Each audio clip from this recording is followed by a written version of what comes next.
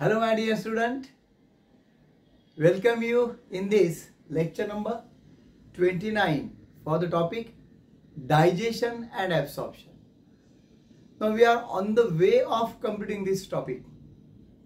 Those who have joined late, I would like to advise, please watch all earlier videos so that you will be in continuation of this topic.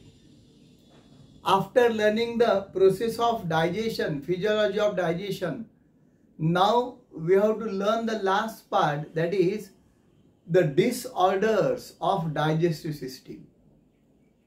हमारी पचन संस्था में जो भी कुछ बिगाड़ हो जाते हैं, तो उससे रिलेटेड जो भी कुछ प्रॉब्लम्स हैं, that we shall discuss. When you will become a doctor or you will get admission to medical science course, definitely you will get. तो उस टाइम तो आप बहुत डीप में जाके लर्न करने वाले हैं हर एक पार्ट को. इससे भी ज्यादा ये जस्ट ब्रीफ इंट्रोडक्शन है. As per the CBSE book we shall cover that. One of that is the inflammation. Inflammation का मतलब क्या होता है? Swelling. Okay, so that swelling occurs there on the different parts of alimentary canal, particularly by the infection of some infecting agents there, like bacteria or viruses and so on, fungus etc. Okay, so ये जो अलग अलग या कुछ worms भी हमें problem करते हैं. We know about that tapeworm and the roundworm, that Ascaris and okay. तो ये जो threadworm, ये जो worms है, चल अपन जिसको जंत हम कहते हैं, जंत म्हणतो मराठी में. Okay, so that worms are also, कृमि कहते हैं उसे एक्चुअली. तो वो कृमि जो होते हैं, that invertebrates we know they are parasites, obligatory parasites of the intestine. तो ये जब भी इन्फेक्शन करते हैं हमारे एलिमेंट्री कैनल के पार्ट्स को, the infection may be caused by the microorganisms or that may be caused by the worms. तो उससे भी प्रॉब्लम हमारे पेट में हो जाता है. डाइजेशन प्रोसेस में थोड़ा डिस्टर्बेंस भी आ जाता है, पेट दुखी, एब्डोमिनल पेन्स वगैरह ऐसा पार्ट हो सकते हैं. सो that is a very common problem. Particularly worms का जो अटैक है वो बचपन में ज्यादा हो जाता है. Okay, you might have suffered from that. तो उसके लिए कुछ टैबलेट्स देते हैं. So what happen then that because of that tablets, that worms which are attached to the internal wall of the intestine get detach और वो हमारे faecal matter के साथ बाहर चले जाते हैं. तो हमारे पेरेंट्स को वो बचपन में हम जब कभी सफर हुए होंगे, so the parents got the duty. क्या ड्यूटी दी थी उनको? वो हमारा फीकल मैटर चेक करके डॉक्टर को बताना, हाँ वो गिर गए, लाइक दिस. ओके, तो दैट इज इन्फ्लेमेशन. अब दूसरा जो है वो जॉन्डिस है. Jaundice is particularly the condition that is related with the liver. Liver यहां पे अफेक्ट हो जाता है. यानी liver is one of the very important digestive gland we know. Beside that it produces the bile juice required for digestion. ये liver तो बहुत ही important check post कहा जाता है. बहुत सारे फंक्शनिंग लीवर में होते हैं. Okay, that particularly conversion of glucose, excessive glucose from the food into the glycogen. Then deamination, excessive amino acid को ब्रेक डाउन करना. Detoxication, removal of some toxic material from the food. तो इसलिए digested food जो है वो पहले liver में लाया जाता है. You must be knowing that. Hepatic portal vein कहते हैं उसे. वो डाइजेशन के बाद जो एब्सॉर्प्शन हुआ है फूड का, उस फूड को ले आते हैं. कहां पे ले आता है? Into the liver. And liver acts as a check post, sensor organ कहते हैं उसे.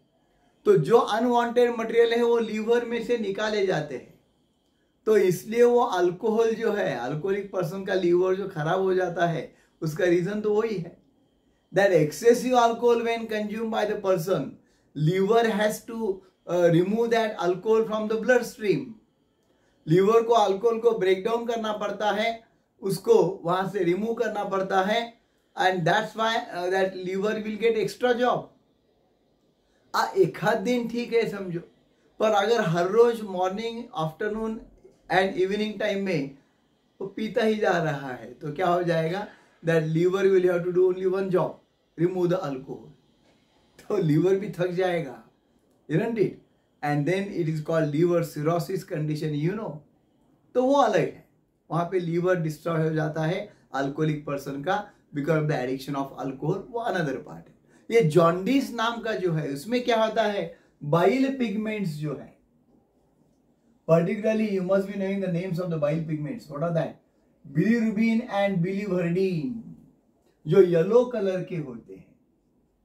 ओके, ये बिलीरुबिन एंड बिलीवर्डिन जो है येलो कलर के, actually they are to be carried along with the bile juice. तो वो बाइल जूस से जाने के बजाय वो ब्लड में जाते हैं, and then through the blood it goes to the eyes and the facial structures and fingers and all.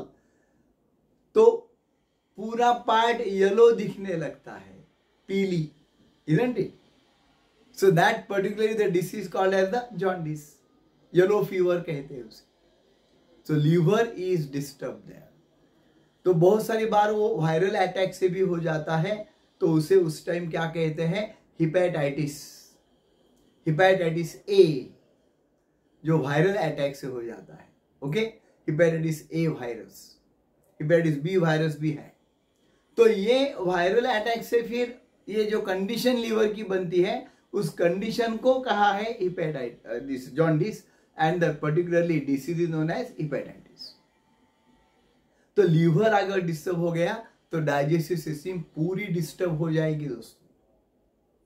So one has to take the care. Okay, then another thing is that vomiting. Vomiting क्या है, that stomach का जो content है, stomach contents जो भी है, they are ejected out, they are thrown out through the mouth.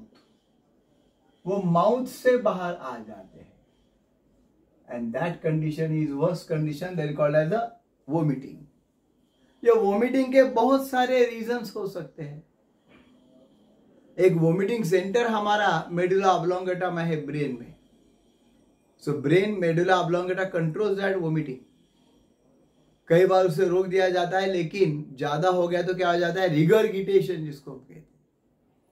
वो पेरिस्टाल्टिस जो है वो रिवर्स में आ जाता है, और ये वॉल जो होता है, oesophageal wall and that particular gastric wall, oesophageal जो इसोफेगस और गैस्ट्रिक इसके कनेक्शन में है, तो वो वॉल्व जो है वो क्या हो जाता है, दैट गेट्स ओपन और वो ऊपर आ जाता है, back flow, and then that is thrown out. तो उसे हम वोमिटिंग कहते हैं. पर्टिकुलरली नॉशिया होने के बाद ज्यादा हो जाता है, whenever the nausea condition is there. कई बार एसिडिटी की वजह से भी हो जाता है, so that is also a problem there. तो डाइजेशन अपसेट हो जाता है उससे. ओके, वोमिटिंग जिसे हम कहते हैं. Then another is there diarrhoea. Diarrhoea उसे डिसेंट्री भी कहते हैं भाई. कई बार इसे हम सॉफ्ट लैंग्वेज में अगर कहना है तो लूज मोशंस कहेंगे. ओके, हम रूटीन लैंग्वेज में कहते हैं we are suffering from loose motions, यानी बोवेल मूवमेंट्स जो होते हैं, बोवेल यानी इंटेस्टिनल, रेक्टल, तो वो जो पेरिस्टाल्टिक मूवमेंट्स है जिसकी वजह से अनडाइजेस्टेड फूड बाहर निकला जाता है, सो दैट रिमेन अनकंट्रोल्ड.